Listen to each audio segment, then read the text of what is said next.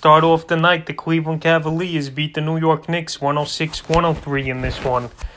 And the Cavs, they improve on the season to 6-7, and the Knicks fall now to 5-8, losing 5 in a row. Now we'll go to the box score for the Knicks. Mitchell Robinson, 5.6 rebounds, 2 of 5 from the field, 1 for 2 from the line. So Robinson, he was banged up in this game. He sprained his ankle, but he came back, and he's a gamer, is Robinson. So far this season, he's been decent in fantasy, but he's not living up to that 4th or 5th round pick that he was taking in fantasy drafts. And Robinson, hopefully he's all right, and he could play in Sunday's ball game versus the Boston Celtics for the Knicks. RJ Barrett, another good game here. 2 in a row. He finally had a decent shooting percentage, and in this one, 7 of 12 from the field, 2 for 4 from downtown, 20 points, 4 rebounds, 3 assists. So RJ Barrett, the Knicks obviously high on him. They took him with the 3rd pick in the 2019 NBA draft, and the things he's got to work on is his shooting, obviously, and free throw shooting. And in this game, he was over 50% from the field, and he was 100% from the line, so that was a good thing to see. And he had 20 points. Julius Randle, the great season continues for him in this one. 38 minutes of play, 28 points, 6 rebounds, 6 assists, 11 of 20 from the field, 4 for 5 from the line, and 2 for 4 from 3. So Julius Randle this season, he's a top 15, top 20 fantasy player, and I don't think that's going to slow down anytime soon with his usage and playing rate here in this Knicks offense. Alfred Payton, he could be losing the starting job sooner than later here. He only played 20 minutes, 9 points, 3 rebounds, 4 or 7 from the field, 1 for 1 from the line. Emmanuel Quickley, the impressive first-round rookie for the Knicks, played 7 minutes more than Payton. He outscored him by 14 points in this one. And we'll see in the next couple games if the Knicks change things up, because they've lost 5 in a row and they probably need a lineup change. Reggie Bullock, another start in this one. And once again, no fantasy value for him.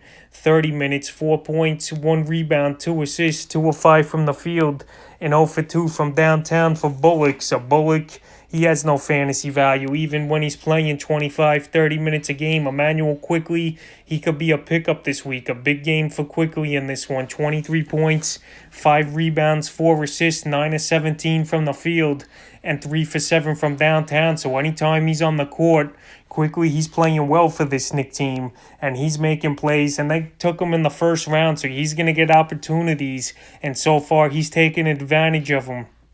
Kevin Knox, his minutes went down in this one, 17 minutes only, 6 points, 4 boards, 2 for 2 from 3. Knox, he's got to play more and be more consistent to be owned in fantasy leagues. Austin Rivers, I think it's time to drop him. He only played 17 minutes in this one. And Emmanuel Quickley, obviously, he was the point guard in this game that was the most impressive. And Rivers only 2 points, 2 rebounds, 2 assists, 1 of 6 shooting, so he's droppable. Noel, he had a decent game in 17 minutes, 4 points, 4 rebounds, but he don't have value. And Obi Toppin, he was drafted in a lot of 12 and 14 team leagues, but once again, he only played 9 minutes in this one. He's 2 games back now since he came off injury. 2 points, 4 rebounds, 2 assists, so he's probably droppable in most leagues for now.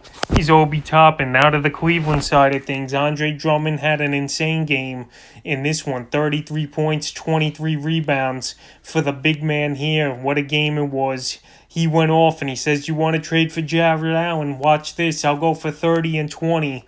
Sandra Drummond, he was a top 30 pick in most fantasy drafts this year, and he's living up to it. Obviously, he's going to hurt in free throws, and the turnovers are going to be a problem for him. But every other category, he's pretty solid except three-pointers. So Andre Drummond, a historic night, a great game for him here tonight, and hopefully it continues for him. C.D. Osman, another big game in this one, and now he's pretty worthy of a fantasy roster guy to be owned because he had a big game, 25 points, 3 rebounds, 5 assists, and who knows for this team when Kevin Love, Sexton, and Garland are coming out. They were all out of this game again, so we don't know when they're coming back.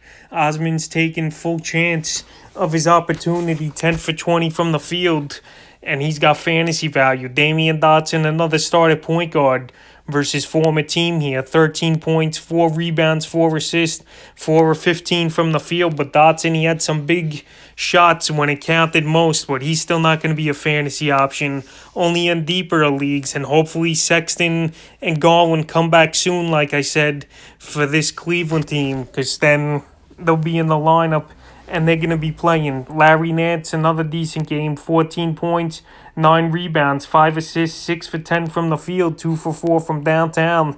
And Larry Nance, he played a crazy 44 minutes out of the 48 minutes, obviously, in this game. So Cleveland underhanded with the injury, and after that James Harden trade, they didn't have, in this one, a couple guys available, and Jared Allen and Taurean Prince. So hopefully those guys will be ready in their next game.